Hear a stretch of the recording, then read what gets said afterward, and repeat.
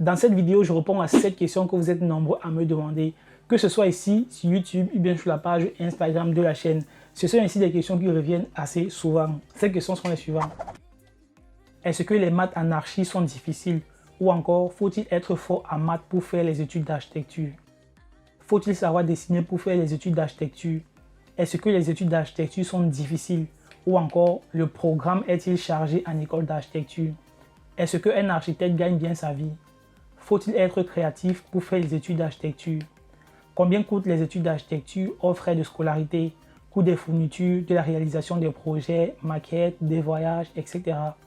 Est-il possible ou conseillé de travailler tout en étant étudiant en architecture?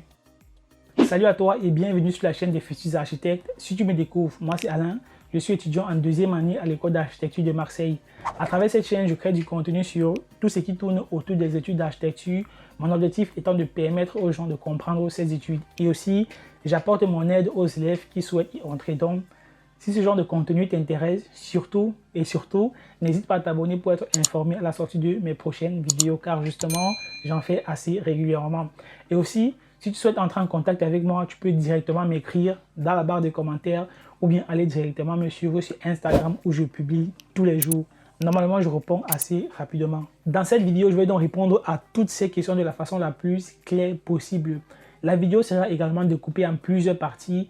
Comme ça, vous pourrez également aller directement voir s'il y a une partie précisément qui vous intéresse. Sans plus attendre, commençons avec la première question qui est: est-ce que les maths en archi sont difficiles? Ou encore, faut-il être fort en maths pour faire les études d'architecture? Je ne sais pas pourquoi les gens ont tendance à penser qu'en archi, on fait des maths de folie et aussi que nous, étudiants, sommes des matheux, limite des calculettes vivantes. Je ne sais pas d'où vous sortez avec ça, les amis, détrompez-vous. Rassurez-vous, ce n'est pas le cas. En archi, on ne fait pas de maths, du moins à ma connaissance. J'ai vu le programme de la première à la troisième année. Je n'ai pas vu dessus marqué maths. À la place, nous étudions la mécanique des structures où nous voyons la résistance des matériaux et la descente des charges où nous étudions l'équilibre statique. C'est pas la même chose. C'est bien sûr des calculs, mais au niveau des attendus, ça va les amis.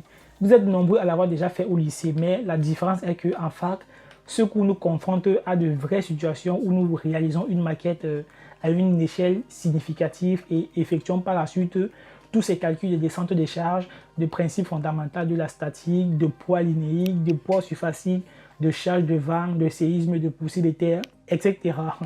Pour répondre concrètement à cette question, non, nous ne faisons pas de maths, mais la statique, oui. Même si vous n'avez jamais fait ça de votre vie, ce n'est pas très grave les amis, dans le sens où la plupart des enseignants prennent cela en compte et vont vraiment au rythme de tout et chacun.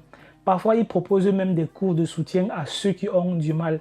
Je crois que c'est l'un des cours que tous les étudiants valident toujours lors des partiels. Donc, rassurez-vous les amis, ce n'est pas très compliqué. Passons maintenant à la deuxième question où vous êtes nombreux à me poser la question à savoir: faut-il savoir dessiner pour faire les études d'architecture? À cette question, je réponds directement non, il ne faut pas forcément savoir dessiner pour faire les études d'architecture. L'école se chargera de tout vous apprendre les amis. Pour ça, surtout, ne vous inquiétez pas. Si vous êtes déjà bon en dessin ou avez déjà les bases de la représentation, tant mieux, c'est juste un plus les amis. Sachez une chose, c'est que en première année, les enseignants ne prennent pas en considération l'écart qu'il y a entre tous les étudiants séparément. Non, ça ne se passe pas comme ça. Ils ont un programme qui consiste à mettre tous les étudiants au même pied d'égalité. Peu importe vos connaissances, vous allez commencer au niveau 0, comme tout le monde. C'est comme ça que ça se passe. En archi, nous avons un cours pratique qui s'appelle expression plastique. C'est un cours qui permet le développement d'un solide apprentissage du dessin les amis. Les séances se passent soit en atelier ou en extérieur dans le centre-ville et sont vraiment progressives. Vous commencez en général par dessiner des compositions de volumes, puis des organisations d'objets, après des modèles vivants pour ensuite arriver à des bâtiments. Donc c'est vraiment crescendo les amis. Vous verrez votre niveau s'améliorer au fur et à mesure des séances.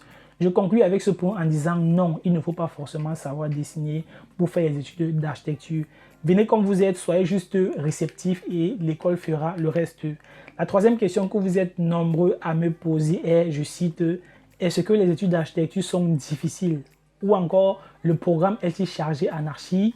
J'avoue que ça c'est une très bonne question qui a droit d'être, mais la réponse peut cependant varier d'une personne à une autre. Donc, dans cette vidéo, je vais vous donner juste mon avis et après, je vous conseille à poser cette même question à d'autres étudiants afin d'avoir plusieurs avis. Bon, je me lance. À mon avis, les études d'architecture sont difficiles et complexes. Je trouve le programme très intéressant, mais un peu trop chargé. Les cours s'enchaînent sans cesse au point où l'on n'a pas vraiment le temps de bien les assimiler. Perso, j'adore étudier, lire et apprendre de nouvelles choses. C'est en faisant tout ça que j'apprends réellement, que je retiens des choses qui me serviront plus tard. Or, vu le rythme de la première année, à un moment donné, j'étais passé en mode exécution, en mode validation, chose que je n'aime pas beaucoup faire car quand je le fais, l'objectif n'est plus de comprendre, mais juste de valider mes examens. J'ai été contraint à faire ainsi à cause justement du rythme et la charge du travail.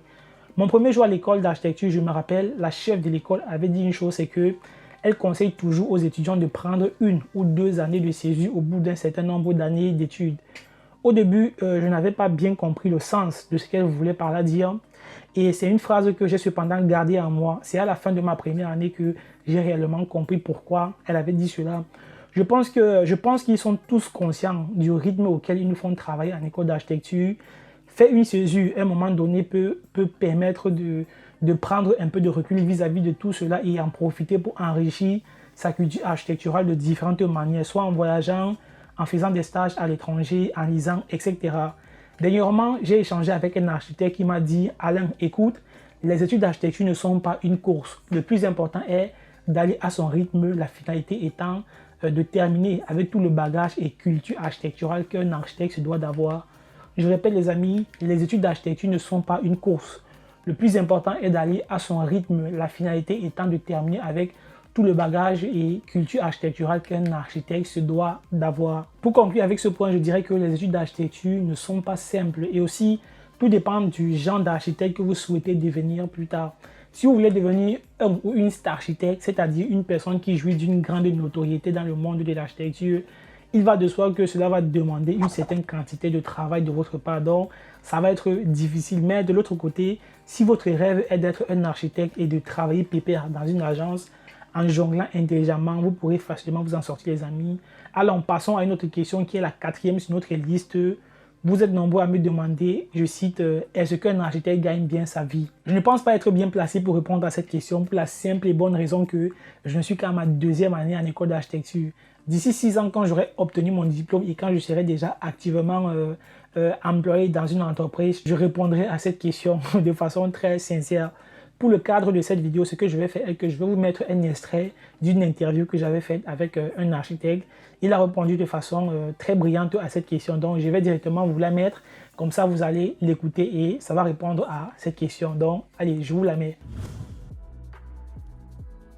Un architecte qui démarre dans une agence comme moi j'ai pu démarrer, il démarre à peu près au SMIC entre 1200 et 1400 euros. Bon, après la progression elle peut être progressive. Après c'est comme dans tout métier, il faut montrer une certaine motivation, un certain intérêt aussi à l'agence, un certain savoir-faire et puis surtout s'investir et pas rester dans son coin à faire uniquement le travail demandé mais avoir une vue d'esprit quand même qui va sur l'organisation, l'amélioration des conditions aussi de travail pour tous dans l'agence. Ça motive pas les patrons à augmenter un salarié qui ne s'investit pas dans l'agence. Donc un salarié, comme on a vu un petit peu avant, avec des perspectives d'évolution, d'augmentation de salaire, du départ, donc je disais à peu près 1200, 1400, et après le salarié en fonction s'il est architecte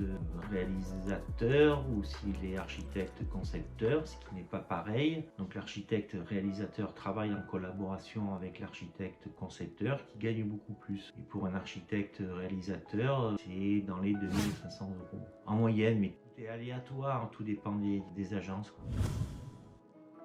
La 5e question que vous êtes nombreux à me poser est, je cite, faut-il être créatif pour faire des études d'architecture?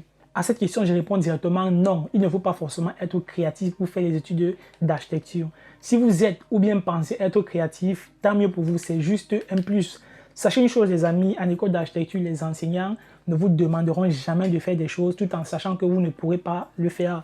C'est très important. Ce sont des professionnels qui nous connaissent mieux que nous-mêmes.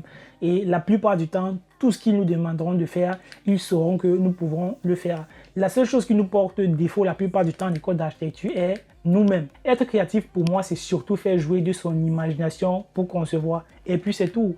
Plus vous serez cultivé architecturalement parlant, plus votre imagination sera grande et vous pourrez faire des projets beaucoup plus réfléchis. Chacun d'entre nous avons une histoire, une culture, un parcours, des choses qui nous procurent la joie. Pour n'en citer que ceci, les amis.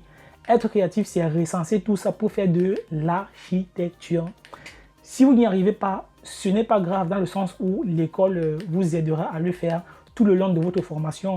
Rassurez-vous les amis, une chose que j'ai remarqué est que la plupart du temps, ce qui nous fait défaut en archi est notre confiance en nous. Quand j'observe tous les projets que j'ai eu à faire en première année, pour être honnête avec vous, jamais je n'aurais pensé être capable de les faire, mais pourtant, je les ai bien faits.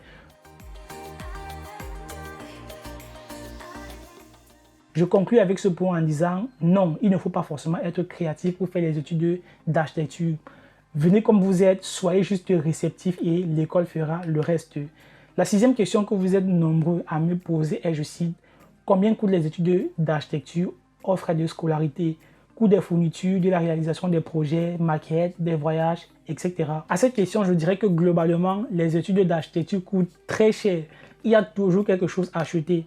En plus des fournitures scolaires qui coûtent 150 à 250 euros, il y a d'autres frais au cours de l'année qui viennent s'y ajouter. Pour chaque maquette réalisée, nous pouvons dépenser environ 20 à 60 euros. Plus tu souhaites complexifier ta maquette, plus tu vas devoir banquer et en plus, ça ne garantit en rien la note finale. Il faut savoir que les enseignants n'obligent pas les étudiants à faire des maquettes incroyables parce qu'ils savent les frais que peuvent parfois engendrer de tels travaux. Au contraire, la plupart du temps, ils demandent toujours de faire en fonction de nos moyens. En ce qui concerne les voyages, en première année, nous avons fait un voyage en Avignon. L'école a pris en charge les frais de voyage et resté à notre charge les frais de logement. Dans de pareilles situations, c'est peut-être mieux de prendre un Airbnb en groupe avec d'autres étudiants afin de partager les frais parce que ça revient moins cher que de prendre un à toi tout seul. Si tu as les moyens, pourquoi pas, mais il faut savoir que plus vous restez sur place, plus il va falloir payer. Pour conclure avec ce point, je dirais que les études d'architecture coûtent très cher. Si tu n'as pas de soutien, c'est-à-dire des parents ou bien de la famille derrière toi pour te soutenir, cela peut être très très compliqué pour toi. Ce qui nous amène à la dernière question que vous êtes nombreux à me poser. Je cite, est-il possible ou conseillé de travailler et étudier en même temps en école d'architecture? Ça, c'est une très bonne question qui n'a cependant pas une réponse fixe. Certains vous diront que oui, c'est possible et d'autres vous diront que ce n'est ni possible ni conseillé de travailler tout en étudiant. À mon avis, les amis, si vous n'avez pas le choix, vous n'avez pas le choix. Et vous devrez travailler tout en étudiant. Pour l'instant, je ne suis qu'en deuxième année et donc je ne sais pas trop comment est la charge de travail et le programme à partir de la troisième année. Mais de ce que je sais de la première année, si vous devez travailler tout en étudiant, cela va être très sportif et va vous demander beaucoup d'efforts. À Marseille, par exemple, en première année, nous avions toujours quelque chose à faire. Perso, moi, j'étais débordé tout le temps. Même dans mon sommeil, je travaillais. Les enseignants avaient tendance à nous demander de faire les choses toujours à la dernière minute. Il fallait donc toujours être sur ses gardes et être attentif au cas où. Parfois, on aurait dit qu'ils essayaient de nous pousser à bout pour que l'on abandonne. Après, ça dépend aussi de la fréquence à laquelle vous allez devoir travailler. Mais concernant, par exemple, vu le programme chargé que j'avais en première année, entre m'entraîner 4 à 5 fois par semaine, faire les vidéos pour la chaîne, faire mes exercices pour la fac, rentrer de l'école entre 18h et parfois 19h, c'était juste impossible pour moi, les amis. Déjà, pour m'en sortir avec ce programme, il fallait que je me couche à 2h du matin tous les jours. Franchement, chapeau à tous les étudiants qui y arrivent tout en travaillant. Si votre programme vous le permet, pourquoi pas? Après tout ce que je viens de dire, les amis, vous aurez compris ma position vis-à-vis de cette question. J'espère avoir été assez clair dans mes arguments. J'ai répondu à toutes vos questions. Entre-temps, si vous avez d'autres questions, n'hésitez pas à les poser dans la barre des commentaires. Je vous répondrai avec plaisir. Et s'il y en a plusieurs, je pourrais en faire l'objet d'une autre vidéo comme celle-ci. Si vous avez des questions, des remarques ou d'autres choses à ajouter, n'hésitez pas à les écrire dans la barre des commentaires, les amis. Moi, j'ai fait le tour. En attendant la prochaine vidéo, mets-moi ton plus gros like. Je dis bien ton plus gros like. Si tu as aimé cette vidéo, partage et abonne-toi pour ne pas rater ma prochaine vidéo car justement, d'ici peu, il y en aura une nouvelle. Sur ce, je vous dis au revoir les amis, prenez soin de vous et à bientôt. Allez, bisous.